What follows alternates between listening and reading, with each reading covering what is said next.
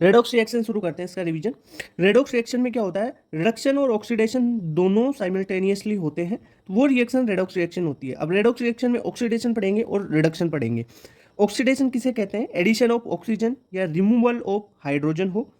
Main इसका basis क्या है कि लॉस ऑफ इलेक्ट्रॉन जहां पे भी आपको दिखे ना वहां पे आप ऑक्सीडेशन कर सकते हो। जैसे सोडियम में से एक इलेक्ट्रॉन निकाल दिया तो Na+ बन गया, यानी सोडियम का इसमें ऑक्सीडेशन हो गया।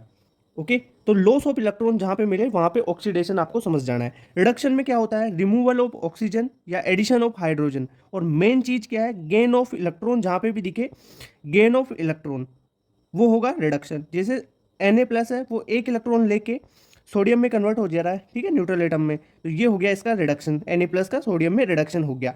यानी हो क्या रहा है, देखो ऑक्सीडेशन में जो ऑक्सीडेशन नंबर है इसका 0 है और इसका +1 है। ऑक्सीडेशन नंबर यहाँ से 0 से 1 बढ़ रहा है ना ऑक्सीडेशन नंबर ऑक्सीडेशन में। और रिडक्शन में क्या हो रहा है, Na+ है यानी 1 है यहाँ पे, और यहाँ से Na 0 में जा रहा है, 1 से किस में जा रहा है, 0 में, तो रिडक्शन हो रहा है। ओके, ऑक्सीडेशन नंबर की बात करते हैं। ऑक्सीडेशन नंबर बेसिकली है क्या, कॉन्सेप्ट क्या है इसका, कि charge on atom if all the bonds attach to it are broken. जैसे CO2 है, CO2 में carbon double bond oxygen, double bond oxygen ऐसे जुड़ा हुआ होता है कार्बन ऑक्सीजन से, ठीक है। अगर इस ऑक्सीजन कार्बन से जो जुड़े हुए दोनों ऑक्सीजन है उनके सारे बॉन्ड्स को तोड़ दिया जाए तब इस कार्बन पे कितना चार्ज आएगा, ठीक है, वो इसका ऑक्सीडेशन नंबर होता है। ये तो हुआ कॉन्सेप्ट। अब आपको कैसे पता करना है ऑक्सीडेशन नंबर, देखो अगर कोई भी एलिमेंट है वो उसकी एलिमेंट्री स्टेट में है तो उसका ऑक्सीडेशन नंबर 0 होता है। जैसे I2 है, सोडियम है, मैग्नीशियम है, O2 है, ठीक है, कार्बन है, इनका एलिमेंट्री स्टेट में 0 होता है ऑक्सीडेशन नंबर, ठीक है सर। एल्कलाई जो मेटल होते हैं, एल्कली मेटल जैसे lithium, sodium, potassium, rubidium, caesium, इनका ऑक्सीडेशन नंबर +1 होता है। और एल्कलाइन अर्थ मेटल जैसे बेटा, मांगी, कार, स्कूटर, बापराजी, वो वाला बेरिलियम, मैग्नीशियम, कैल्शियम वाला, इनका ऑक्सीडेशन नंबर +2 होता है, ठीक है। अगर हेलोजन्स की बात करें तो उनका ऑक्सीडेशन नंबर -1 होता है।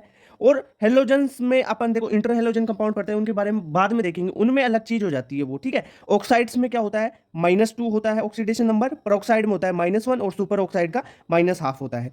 अगर फ्लोराइड्स की बात करें तो देखो ऑक्सी फ्लोराइड है ये, जो ऑक्सीजन के फ्लोराइड हैं ये OF2, O2F2, यहाँ पे ऑक्सीजन +1 और यहाँ पे +2 में रहेगी, ध्यान रखना। OF2 में +2 में है ऑक्सीजन और O2F2 में ऑक्सीजन है यहाँ पे +1 में, ये ध्यान रखना, क्योंकि जो फ्लोरीन है ना उसकी इलेक्ट्रोनेगेटिविटी ज़्यादा है यहाँ पे।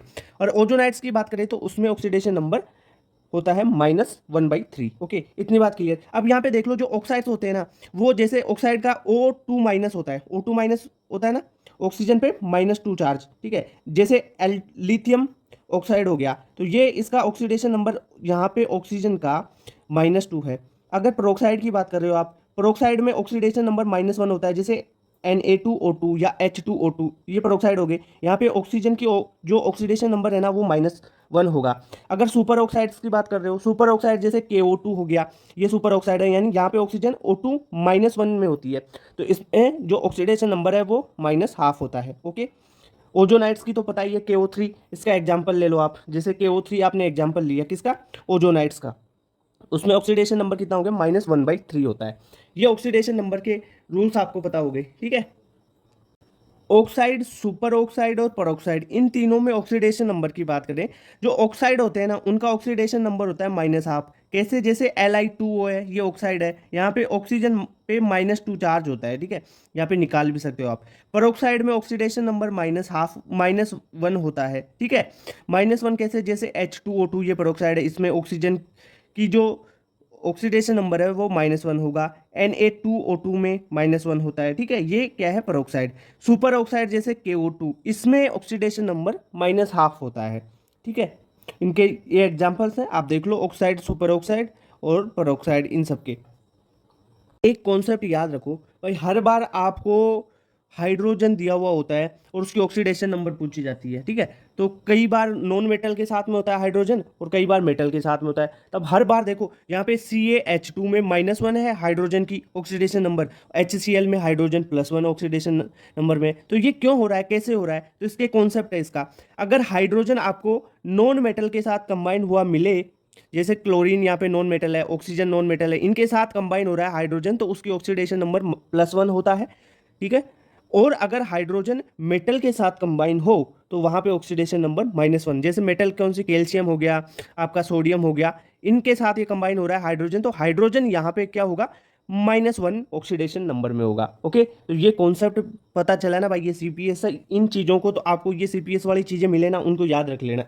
ठीक है, अब बात करते हैं इंटर हेलोजन कंपाउंड्स की। इंटर हेलोजन कंपाउंड्स क्या होते हैं, ये दो या दो से ज़्यादा हेलोजन्स मिलके जो कंपाउंड बनाती है वो इंटर हेलोजन कंपाउंड होते हैं। इसमें ओनली हेलोजन्स होती है, दो या दो से ज़्यादा हेलोजन्स, जैसे ClF3 हो गया, ICl हो गया, IF7 हो गया, BrF5 हो गया, ये सारे इंटर हेलोजन कंपाउंड है। अब इसमें ऑक्सीडेशन नंबर कैसे निकालोगे, देखो जो हेलोजन्स है ना, ClF3 जिसमें Cl है, फ्लोरीन है, जिस भी यहाँ पे देखो हेलोजन की इलेक्ट्रोनेगेटिविटी ज़्यादा होगी उसकी oxidation number, oxidation state negative में लेंगे अपन, और जिसकी कम होगी इलेक्ट्रोनेगेटिविटी वो पॉजिटिव में होगा। ठीक है, इतनी बात क्लियर। अब देखो अपन निकालते हैं, जैसे आप निकालो ICl की निकालते हैं। ठीक है, Cl और I में देखो किसकी इलेक्ट्रोनेगेटिविटी ज़्यादा है, क्लोरीन की ज़्यादा है, तो क्लोरीन का -1 हो जाएगा और आयोडीन की +1 हो जाएगा।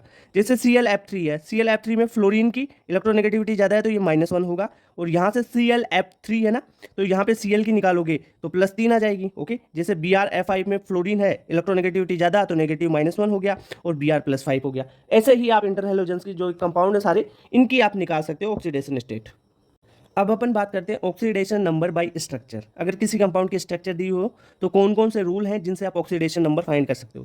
पहला रूल है, अगर कोई सिंगल कोवेलेंट बॉन्ड है किसी कंपाउंड में तो जिसकी इलेक्ट्रोनेगेटिविटी ज़्यादा है उसको -1 दे दो, और जिसकी कम है इलेक्ट्रोनेगेटिविटी एटम की उसे +1 ऑक्सीडेशन स्टेट दे दो। जैसे NH3 है, यहाँ पे देखो नाइट्रोजन से 3 हाइड्रोजन एक एक कोवेलेंट बॉन्ड द्वारा जुड़े हुए हैं। इस हाइड्रोजन को देखो, फर्स्ट को +1 दोगे हाइड्रोजन को, क्योंकि इसकी इलेक्ट्रोनेगेटिविटी कम है, और नाइट्रोजन की ज़्यादा है तो इसे -1, फिर इस हाइड्रोजन को +1, फिर नाइट्रोजन को -1, इस हाइड्रोजन को +1, नाइट्रोजन को -1। तो नाइट्रोजन पे टोटल इन तीनों हाइड्रोजन के द्वारा -1 3 बार आ गया ना, तो नाइट्रोजन की ऑक्सीडेशन नंबर हो जाएगी -3। ठीक है, पहला रूल ये हो गया।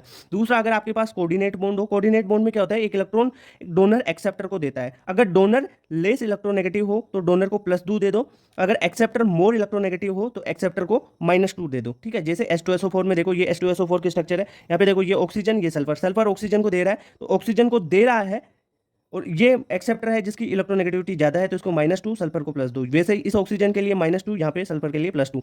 अब देखो इधर इस ऑक्सीजन को देखो, यहाँ पे ये ऑक्सीजन -1 होगा, सल्फर को +1 देगा। क्यों, क्योंकि यहाँ पे कोई कोऑर्डिनेट बॉन्ड नहीं है, यहाँ पे सिंगल कोवेलेंट ये वाला बॉन्ड है, इसलिए +1 -1 हो गया। ठीक है, इसके लिए भी -1 +1 होगा, तो यहाँ पे सल्फर +6 ऑक्सीडेशन स्टेट में होगा। अगर डोनर और एक्सेप्टर की दोनों की इलेक्ट्रोनेगेटिविटी सेम होना, तब भी डोनर को +2 और एक्सेप्टर को -2 नंबर दे दोगे आप। ठीक है, इतनी बात क्लियर।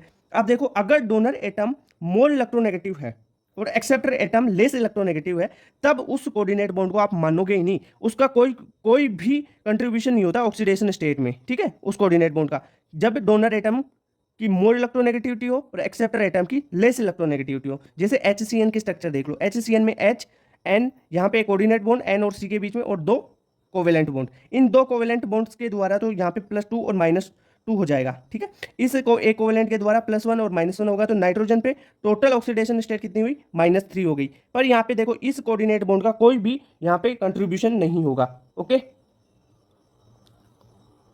तो रूल्स तो बता दिया, अब कुछ एक्सेप्शन के रूप में देख लो कि इनकी स्ट्रक्चर से ही आप इनकी ऑक्सीडेशन स्टेट पता कर पाओगे। जैसे कैरोज एसिड है, इसकी स्ट्रक्चर याद होनी चाहिए इन चीज़ों की। कैरोज एसिड की स्ट्रक्चर देख लो, H2SO5 की, सल्फर से एक कोऑर्डिनेट बॉन्ड, ये दूसरा कोऑर्डिनेट बॉन्ड ऑक्सीजन के साथ में, और बाकी कोवेलेंट बॉन्ड है। तो सल्फर यहाँ पे देखो एक की पेरोक्साइड बॉन्ड भी है, स्ट्रक्चर को ध्यान से देखो, स्ट्रक्चर में आपको पूछा भी जा सकता है कि कितने पेरोक्साइड बॉन्ड है। ये देखो ऑक्सीजन ऑक्सीजन के बीच बॉन्ड है तो पेरोक्साइड बॉन्ड है। यहाँ पे सल्फर की ऑक्सीडेशन स्टेट पूछेगा तो +6 है। ठीक है, यहाँ से देखो ऑक्सीजन की -2, यहाँ पे +2, इस ऑक्सीजन की -2 +2, इस ऑक्सीजन के लिए -1, यहाँ पे +1, इस ऑक्सीजन की -1, यहाँ पे +1, तो सल्फर की टोटल +6 हो जाएगी। ठीक है, CrO5 बहुत बार पूछा जाता है, ये बटरफ्लाई शेप होती है और इसकी स्ट्रक्चर कुछ इस प्रकार होती है बटरफ्लाई शेप में। यहाँ पे क्रोमियम +6 ऑक्सीडेशन स्टेट में होता है। इतनी बात क्लियर। अब देखो, इनमें से ही पूछा जाएगा, जो जो मैं स्ट्रक्चर बता रहा हूँ NCERT की स्ट्रक्चर है और PYQ में आई हुई चीजें हैं, यहाँ से ही क्वेश्चन पूछा जाता है। K3CrO8 की स्ट्रक्चर बनाओ, यहाँ पे Cr ऑक्सीजन के साथ ऑक्सीजन, एक ये बॉन्ड बन गया, यहाँ पे फिर ऑक्सीजन के साथ ऑक्सीजन पेरोक्साइड बॉन्ड, फिर यहाँ पे पेरोक्साइड लिंकेज, फिर पेरोक्साइड लिंकेज। ठीक है, तो ये यहाँ पे इस क्रोमियम की ऑक्सीडेशन स्टेट +5 होगी। अब देखते हैं कार्बन सब ऑक्साइड C3O2 की स्ट्रक्चर। देखो 3 कार्बन डबल बॉन्ड से जुड़े हुए हैं, double bond oxygen, double bond oxygen. अब देखो ऑक्सीजन पे 2 कोवेलेंट बॉन्ड है तो -2 और कार्बन पे +2, ठीक है। अब देखो यहाँ पे कार्बन, यहाँ पे कार्बन, यहाँ पे कार्बन, इस कार्बन से इधर भी कार्बन, इधर भी कार्बन, यानी इलेक्ट्रोनेगेटिविटी में कोई भी डिफरेंस नहीं है। तो यहाँ पे इस बीच वाले कार्बन पे 0 आ जाएगी ऑक्सीडेशन स्टेट, यहाँ पे इस पे +2 और ऑक्सीजन पे -2, ये पता चल गया। PYQ में आया हुआ है बहुत बार Br3O8, ठीक है। इसकी स्ट्रक्चर देखो Br लगा दो और लास्ट में दोनों और 3 ऑक्सीजन लगाना है डबल बॉन्ड से और बीच में 2 ऑक्सीजन डबल बॉन्ड से, ठीक है। यहाँ पे देखो इस टर्मिनल दोनों ब्रोमीन की ऑक्सीडेशन स्टेट +6 है और जो मिड में है Br, ये इसकी +4 ऑक्सीडेशन स्टेट है, ठीक है। H2S2O8 की बात करें तो इसकी स्ट्रक्चर आपको पता होनी चाहिए। इसमें एक पेरोक्साइड लिंकेज हो जाएगा बीच में, ये देखो है ना, यहाँ पे ये सल्फर +6 में, ये सल्फर +6 में। अगर हाइड्राजोइक एसिड की बात करें तो इसकी स्ट्रक्चर भी पता होनी चाहिए। देखो ये जो चीज़ें बता रहा हूँ इनकी स्ट्रक्चर तो रटी हुई होनी चाहिए। HN, यहाँ पे नाइट्रोजन डबल बॉन्ड नाइट्रोजन, देखो नाइट्रोजन नाइट्रोजन नाइट्रोजन, यहाँ पे इस नाइट्रोजन में तो इलेक्ट्रोनेगेटिविटी का कोई डिफरेंस नहीं है, तो यहाँ पे ऑक्सीडेशन स्टेट इन दोनों नाइट्रोजन की 0, इस नाइट्रोजन की -1 हो गई, ठीक है। ओवरऑल तीनों नाइट्रोजन की एवरेज निकालेंगे ना तब 1/3 होगी, क्योंकि 3 नाइट्रोजन है और तीनों में टोटल -1 ही है, तो -1/3। अगर ऐसे स्ट्रक्चर देके पूछा जाए तो इस नाइट्रोजन की -1 और दोनों की 0 हो जाएगी। सोडियम टेट्राथायोनेट में सल्फर की ऑक्सीडेशन स्टेट बतानी है, इसकी स्ट्रक्चर पता होनी चाहिए। यहाँ पे एक सल्फर सल्फर लिंकेज मिलेगा, ये देखो सल्फर सल्फर लिंकेज मिल रहा है ना यहाँ पे। इसकी स्ट्रक्चर में देखो इस सल्फर की +5 है, ये दोनों सल्फर में कोई इलेक्ट्रोनेगेटिविटी डिफरेंस नहीं है यहाँ पे, तो ये 0 हो जाएगी। ये दोनों बीच वाले सल्फर, यहाँ पे इस सल्फर टर्मिनल है इसकी +5 हो जाएगी, ओके।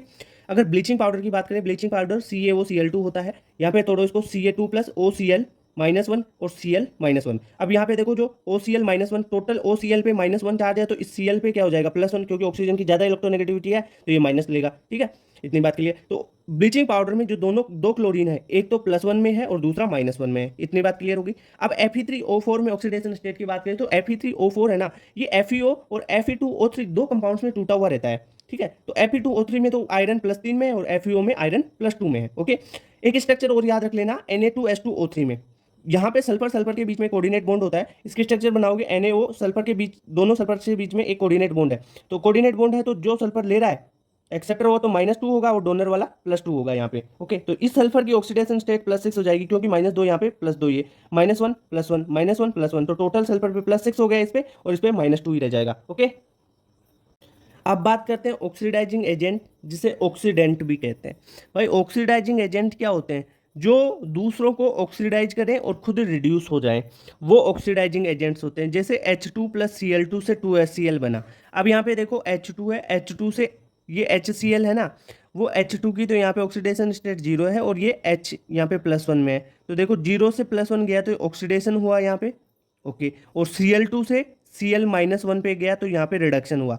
अब देखो क्या होगा, यहाँ पे जो Cl2 0 से -1 यानी रिडक्शन हुआ, तो खुद का रिडक्शन करवा रहा है, खुद रिड्यूस हो रहा है कौन, Cl, तो ये ऑक्सीडाइजिंग एजेंट होगा। क्यों? खुद तो रिड्यूस हो रहा है, दिख दूसरे का जो हाइड्रोजन H2 है ना यहाँ पे, उसका ऑक्सीडेशन करवा रहा है, तो Cl2 ऑक्सीडाइजिंग एजेंट होगा और हाइड्रोजन H2 है वो रिड्यूसिंग एजेंट हो जाएगा यहाँ पे, ओके। इतनी बात क्लियर। अब बात करते हैं रिड्यूसिंग एजेंट्स की, या जिसे रिडक्टेंट भी बोलते हैं, ठीक है। रिड्यूसिंग एजेंट क्या होते हैं? वो दूसरों को रिड्यूस करते हैं और खुद ऑक्सीडाइज हो जाते हैं। जैसे N2+H2 की रिएक्शन है, इसे NH3 बना।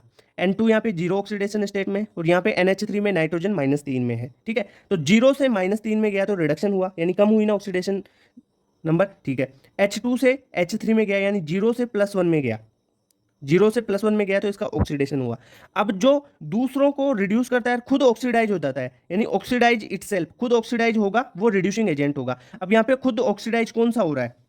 जो यहाँ पे हाइड्रोजन को देखो, खुद का ऑक्सीडेशन हो रहा है, खुद ऑक्सीडाइज हो रहा है, और जो N2 है उसको ये रिड्यूस कर रहा है, तो N2 का तो रिडक्शन हो रहा है। N2 को रिड्यूस कौन कर रहा है? H2, तो H2 क्या है यहाँ पे? रिड्यूसिंग एजेंट है, और N2 क्या है यहाँ पे? ऑक्सीडाइजिंग एजेंट, क्योंकि N2 का तो क्या हो रहा है यहाँ पे? रिडक्शन, तो ये दूसरे को ऑक्सीडेशन करवा रहा है, तो इस प्रकार N2 ऑक्सीडाइजिंग एजेंट है और H2 रिड्यूसिंग एजेंट है यहाँ पे। टाइप्स ऑफ रेडॉक्स रिएक्शन की बात करते हैं। जनरली 5 टाइप्स की रेडॉक्स रिएक्शन पढ़ेंगे। एक कॉम्बिनेशन रिएक्शन, जैसे A+B से C बन रहा है आपके पास, तो वो कॉम्बिनेशन हो रहा है, ठीक है, एडिशन हो रहा है, कॉम्बिनेशन हो रहा है, तो वो कॉम्बिनेशन रिएक्शन है। डिकम्पोजिशन की बात करें तो C से A+B बन रहा है, यानी डिकम्पोज हो रही है कोई रिएक्शन, तो वो डिकम्पोजिशन रिएक्शन होगी। डिस्प्लेसमेंट रिएक्शन, जैसे जिंक प्लस CuSO4 से कॉपर प्लस जिंक SO4 बना, यानी जिंक प्लस CuSO4 लेंगे आप, तो ये यहाँ पे देखो जिंक है ना, इस कॉपर को डिस्प्लेस कर देगा, जिंक SO4 के साथ खुद आ जाएगा और कॉपर को अलग भेज देगा, तो कॉपर प्लस जिंक SO4 बन गया। तो ये डिस्प्लेसमेंट रिएक्शन हो गई। यहाँ पे मेन रिएक्शन आती है आपकी डिस्प्रपोर्शनेशन रिएक्शन। डिस्प्रपोर्शनेशन रिएक्शन क्या होती है? ये एसिड रेडॉक्स रिएक्शन है जिसमें सेम सब्सटेंस ऑक्सीडाइज भी होता है और सेम वही सब्सटेंस रिड्यूस भी होता है। जैसे H2O2 है, यहाँ पे ऑक्सीजन को देखो, ऑक्सीजन का एक बार तो H2O के रूप में रिडक्शन हो रहा है और इसी O2 का यहाँ पे देखो O2 नेचुरल ये बन रहा है ना O2, इसके रूप में ऑक्सीडेशन भी हो रहा है। तो यहाँ पे डिस्प्रपोर्शनेशन रिएक्शन होगी। इसके बारे में डिटेल से अपन आगे पढ़ेंगे, ठीक है। अगर इस डिस्प्रपोर्शनेशन रिएक्शन का रिवर्स कर दिया जाए तो उसे कंप्रपोर्शनेशन रिएक्शन कहते हैं। जैसे O2 से H2O, O2 प्लस H2O से H2O2 बन गया, यानी जो डिस्प्रपोर्शनेशन रिएक्शन है उसका रिवर्स ही कंप्रपोर्शनेशन रिएक्शन होगा। इसके बारे में भी अपन आगे डिटेल में पढ़ेंगे। Disproportionation reaction acid redox reaction जिसमें किसी एक सब्सटेंस का ऑक्सीडेशन भी हो और उसी सब्सटेंस का रिडक्शन भी हो, यानी same substance is oxidize as well as reduce. अब देखो जैसे H2O2 है, इससे H2O प्लस O2 बना। इस ऑक्सीजन को देखो H2O2 को, ये -1 ऑक्सीडेशन स्टेट में है। यहाँ पे H2O में ऑक्सीजन है -2 में और यहाँ पे O2 है, ये 0 ऑक्सीडेशन स्टेट में। अब देखो ये -1 से -2 गया, यानी रिडक्शन हुआ। तो इस ऑक्सीजन का तो यहाँ पे रिडक्शन हो गया, ठीक है सर। अब इसी ऑक्सीजन को देखो, ये -1 से 0 में गया यानी बढ़ रहा है, तो ऑक्सीडेशन हो गया। यहाँ पे रिडक्शन भी इसी का हुआ, इसी का ऑक्सीडेशन हुआ। तो ऐसी रिएक्शन जिसमें सेम एक ही एलिमेंट का, एक ही सब्सटेंस का ऑक्सीडाइज भी हो और वही रिड्यूस भी हो, तो उसे डिस्प्रपोर्शनेशन रिएक्शन कहते हैं, ठीक है। अब डिस्प्रपोर्शनेशन रिएक्शन का उल्टा जो रिवर्स होता है वो कंप्रपोर्शनेशन रिएक्शन होता है। जैसे O2 प्लस H2O से आपने H2O2 बनाया। अब देखो ये ऑक्सीजन यहाँ से, ये ऑक्सीजन तो यहाँ पे जा रहा है, यहाँ पे ऑक्सीजन जा रहा है -1 में और ये -2 जा रहा है इसी -1 में। तो देखो यहाँ पे उल्टा हो रहा है ना, यहाँ पे एक ऑक्सीजन, ये ऑक्सीजन यहाँ से एक बार रिडक्शन हुआ, एक बार इसका ऑक्सीडेशन हुआ। इनका भी रिडक्शन ऑक्सीडेशन हो रहा है, पर ये फाइनली वन सब्सटेंस में जा रहे हैं, एक सेम सब्सटेंस में। शुरू में तो दोनों अलग अलग सब्सटेंस है ना, यहाँ पे तो शुरू में एक ही सब्सटेंस है आपके पास। अब बात करते हैं एन फैक्टर की। एन फैक्टर का कैलकुलेशन कैसे करते हैं वो डिटेल में बताने वाला हूँ। एसिड, कोई भी एसिड हो, जैसे HCl है, H2SO4 है, एसिड के लिए जितने भी नंबर ऑफ H+ आयन देगा ना एसिड, वही उसका एन फैक्टर होगा। जैसे HCl है, उसको वाटर में डाला और H+ दे दिया 1, तो HCl का एन फैक्टर हो गया 1। H2SO4 कितने देगा? 2 H+ दे रहा है ना वाटर में डालने पर, तो उसका एन फैक्टर 2 हो गया। वैसे ही बेस के लिए अपन क्या बोल सकते हैं कि बेस को वाटर में डालोगे 1 मॉलिक्यूल को, तो कितने OH- आयन वो देगा, जितने OH- आयन देगा उतना ही उसका एन फैक्टर होगा। जैसे NaOH का 1 हो गया, ठीक है। अगर किसी एलिमेंट के लिए बात करो तो एलिमेंट की जितनी वैलेंसी होगी ना वही उसका एन फैक्टर होता है, क्लियर बात। आयंस के लिए बात करो तो किसी भी आयन पे कितना चार्ज है उसका मोड ले लो।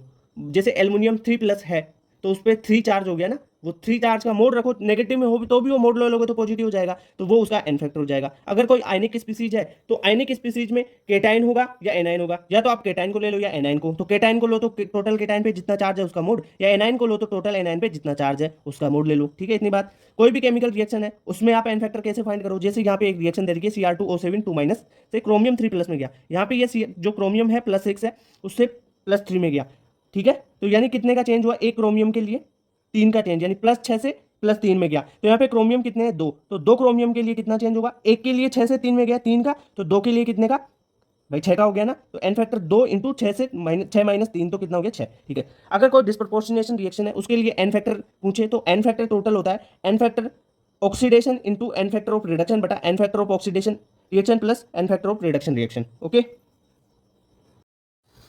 बैलेंसिंग की बात करते हैं। किसी भी रेडॉक्स रिएक्शन को बैलेंस करोगे ना, ये 5 पॉइंट्स याद रख लेना, इनसे बैलेंस हो जाएगा। ये मेरे खुद के बनाए हुए पॉइंट्स हैं, ठीक है, कभी भी गलत नहीं होंगे। आराम से बिल्कुल सिंपल ही तरीके से आप सोल्व कर पाओगे। सबसे पहले कौन ऑक्सीडाइज हो रहा है कौन रिड्यूस हो रहा है वो फाइंड कर लो।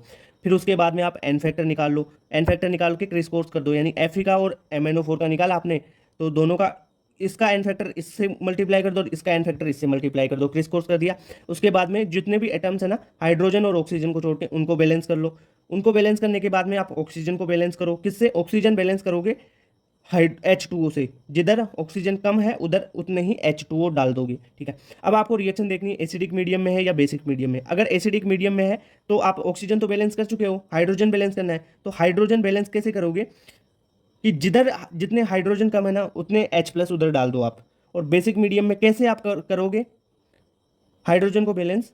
तो आप जितने भी हाइड्रोजन कम है, balance hydrogen by adding H2O, जितने भी हाइड्रोजन कम है उस साइड में, साइड डेफिशिएंट में H2O डाल दो। और उसके इक्वल जितने H2O डाले हैं उसके इक्वल आपको OH- जिधर H2O डाले ना उसके अपोजिट साइड में डाल देने हैं, ठीक है। तो ये बेसिक और एसिडिक मीडियम दोनों का क्लियर हो गया। इसे एग्जाम्पल से समझाते हैं। जैसे यहाँ पे देखो MnO4 plus Fe2 plus plus H plus से Mn2 plus plus Fe3 plus से H2O बना है।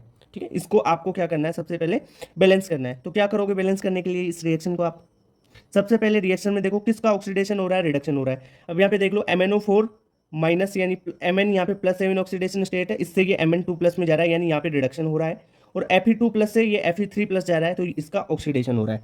इतनी बात क्लियर। अब एन फैक्टर देख लो, एन फैक्टर यानी कितने इलेक्ट्रॉन्स का हेर फेर हुआ है, यानी +7 से ये 2 में गया है तो बच्चे कितने, 7 माइनस 2 तो 5, एन फैक्टर 5 हो गया इसका। ठीक है, जैसे आयरन के लिए Fe2 प्लस से Fe3 प्लस में गया है तो यानी 3 माइनस 2 कितने हो गया, 1। ठीक है सर, इसका 1 हो गया, इसका 5 हो गया। अब जो एन फैक्टर है उसको क्रिस कोर्स करना था ना, उल्टा एक दूसरे से क्रिस कोर्स करके गुणा कर दो, यानी जो 5 है वो MnO4 के लिए आया तो इसको आयरन से मल्टीप्लाई कर दो, और जो 1 आया है Fe के लिए तो Fe को के लिए एन 1 आया है तो MnO4 से मल्टीप्लाई कर दोगे। इतनी बात क्लियर, ये कर दिया, सारी रिएक्शन वही है। इसके बाद में जितने भी एटम्स हैं उनको बैलेंस कर लो। यहाँ पे 5 Fe थे तो इधर भी 5 Fe कर लो। ठीक है सर, कर लिया। अब सारे एटम्स बैलेंस हो गए, अब हाइड्रोजन और ऑक्सीजन को छोड़ के अब ऑक्सीजन को बैलेंस करो। इधर देखो ऑक्सीजन कितने, 4 हैं, और इधर कितने हैं भाई, इधर 4 है ना ऑक्सीजन आपके पास, यहाँ पे कितना है H2O से, तो एक ही तो ऑक्सीजन है यहाँ पे, तो 3 H2O इधर जोड़ दो, 3 H2O इधर जोड़ दिए। ठीक है सर, अब H2O तो हो गया। अब देखो कौन सा मीडियम है, H प्लस दे रखा है तो एसिडिक मीडियम है। एसिडिक मीडियम में हाइड्रोजन को बैलेंस कैसे करते हैं कि जो H प्लस है वो उस साइड जोड़ दो जिस साइड H प्लस कम है। यहाँ पे देखो इस साइड देखो आयरन, ये H प्लस 1 है, और इस साइड 3H2O और 1 H2O, ये 4 H2O ना, तो कितने हाइड्रोजन हो गए इधर, इधर 8 हाइड्रोजन हो गए, 8 हाइड्रोजन। अब 8 हाइड्रोजन इधर है और यहाँ पे तो एक ही हाइड्रोजन है, तो इधर 7H प्लस जोड़ने पड़ेंगे ना। ठीक है सर, तो 7H प्लस जोड़ दोगे तो इधर भी 8H प्लस हो गए, इधर भी 8 हाइड्रोजन हो गए, तो बैलेंस हो गई रिएक्शन आपकी। इस प्रकार आपको रेडॉक्स रिएक्शन में बैलेंसिंग करनी है। 5 स्टेप्स याद रख लो। एसिडिक मीडियम के लिए यहाँ तक हो जाएगी। बेसिक मीडियम में एसिडिक मीडियम वाला ये कॉन्सेप्ट मत लगाना, बेसिक मीडियम में हाइड्रोजन को इस प्रकार बैलेंस करना है। अब बात करते हैं रेडॉक्स टाइट्रेशन की।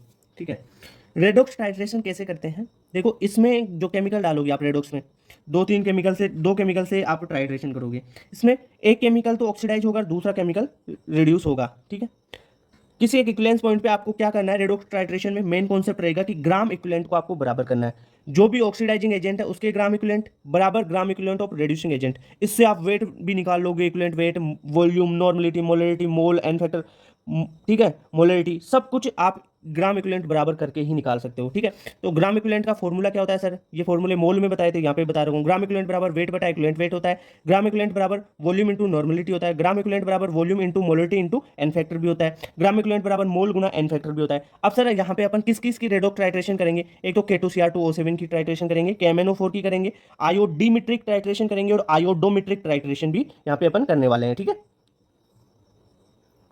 अब बात करते हैं K2Cr2O7 टाइट्रेशन की। ठीक है, ग्राम इक्विवेलेंट बराबर करके आप निकाल सकते हो ना, वो वाला कॉन्सेप्ट तो पता है कि ऑक्सीडाइजिंग एजेंट के ग्राम इक्विवेलेंट बराबर रिड्यूसिंग एजेंट के ग्राम इक्विवेलेंट। यहाँ पे देखो K2Cr2O7 है ना, ये एसिडिक मीडियम में गुड ऑक्सीडाइजिंग एजेंट होता है, यानी Cr2O7 जो है डाइक्रोमेट आयन। ठीक है, वो H प्लस डालोगे तो ये क्रोमियम 3 प्लस में कन्वर्ट हो जाता है, और जो क्रोमियम 3 प्लस है ना ये ग्रीन कलर का होता है। ठीक है, इसलिए टेस्ट भी देगा। और एक काम है इसका क्या कि ये ऑक्सीडाइजिंग एजेंट है, तो ये जो आयरन +2 है उसको Fe+3 में बदल देगा, SO3 2 माइनस को SO4 2 माइनस में, SN+2 को स्टेनस को स्टेनिक में बदल देगा। ठीक है, जो SN2 प्लस है उसको SN4 प्लस में, H2S को सल्फर में कन्वर्ट कर देगा, SO2 को SO4 2 माइनस में, ठीक है, I माइनस को I2 में। जो ऑक्जिलेट आयन है C2O4 ये 2 माइनस होगा यहाँ पे, इस 2 माइनस को CO2 में कन्वर्ट कर देगा। NO2 माइनस को Cr2O7 2 माइनस इसमें कर देगा, NO3 माइनस में कन्वर्ट कर देगा। तो ये आपको ध्यान रखना है कि ये क्या करता है, काम क्या करता है, ये ऑक्सीडाइजिंग एजेंट है, यानी देखो +2 से +3 में भेज दिया इसको, तो ऑक्सीडेशन ही तो कर रहा है, इसका ऑक्सीडाइजिंग एजेंट ही तो है ये। सिंपल बात पता हो गया, क्वेश्चन यहाँ से आएगा बस। क्रोमियम +3 में कन्वर्ट हो गया, ग्रीन कलर का होता है, और ये ऑक्सीडाइजिंग एजेंट है, ऑक्सीडेशन करवाता है। KMnO4 टाइट्रेशन की बात करें, KMnO4 पोटेशियम परमैंगनेट होता है। जो MnO4 है यानी परमैंगनेट आयन है इसका, यहाँ से K हटा दो तो MnO4-1 रह जाएगा ना ये, तो यहाँ पे Mn+7 ऑक्सीडेशन स्टेट में है। अगर इसे एसिडिक मीडियम में डालेंगे तो ये Mn2 प्लस में कन्वर्ट हो जाएगा। अगर MnO4- को बेसिक मीडियम या स्लाइटली बेसिक मीडियम या न्यूट्रल कंडीशन में डालें तो MnO2 में कन्वर्ट होता है ये। अगर स्ट्रॉन्ग बेसिक मीडियम है तो ये MnO4 2 माइनस में कन्वर्ट हो जाता है, ठीक है, MnO4। इसका एन फैक्टर पूछा जाता है। जो अगर एसिडिक मीडियम में MnO4 का जो एन फैक्टर है वो +5 होता है, बेसिक या न्यूट्रल मीडियम में 3 होता है, और स्ट्रॉन्ग बेसिक मीडियम में 1 होता है। ये जो KMnO4 है ना, ये भी भाई ऑक्सीडाइजिंग एजेंट है, ये Fe2+ को Fe3+ में कन्वर्ट कर देता है। वही जो काम आपका K2Cr2O7 कर रहा था ना, वही सारे काम यही करता है, ये भी करता है, ठीक है। तो ध्यान रखना, जैसे K2Cr2O7 में अपन ने ये सारी चीज़ें पढ़ी थी, ठीक है, ऑक्सीडाइजिंग एजेंट ये सारे काम करता है, वैसे ये भी वही सारे ऑक्सीडेशन करता है। अब बात करते हैं आयोडीमेट्रिक टाइट्रेशन की। आयोडीमेट्रिक टाइट्रेशन में आप आयोडीन की को एक ऑक्सीडाइजिंग एजेंट के रूप में लोगे, ठीक है, यानी I2+2 इलेक्ट्रॉन से 2I- बन जाएगा ये तो, और दूसरे को क्या कर देगा, ऑक्सीडाइज कर देगा। जैसे SN2+ है उसको SN4+ में कन्वर्ट कर देगा। H2O3 जो थायो होता है ना, हाइपो सॉल्यूशन उनको उसको क्या कर देगा, हाइपो सॉल्यूशन को H2O3 2- को S4O6 2- में, AS2O3 3- को किस में, ASO4 3- में, SO3 2- को SO4 2- में कन्वर्ट कर देगा। ये आयोडीमेट्रिक में आप क्या करोगे, आयोडीन को I2 को ऑक्सीडाइजिंग एजेंट के रूप में काम करोगे। और जो आयोडोमेट्रिक होती है, देखो आयोडोमेट्रिक टाइट्रेशन में जो I- आयोडाइड माइनस आयन है, आयोडाइड आयन है, उसको एक रिड्यूसिंग एजेंट के रूप में काम करवाओगे, ठीक है। जैसे O3 से O2 + I2 कन्वर्ट हो गया, यानी इसका रिड्यूसिंग एजेंट के रूप में I- यहाँ पे काम कर रहा है, ओके।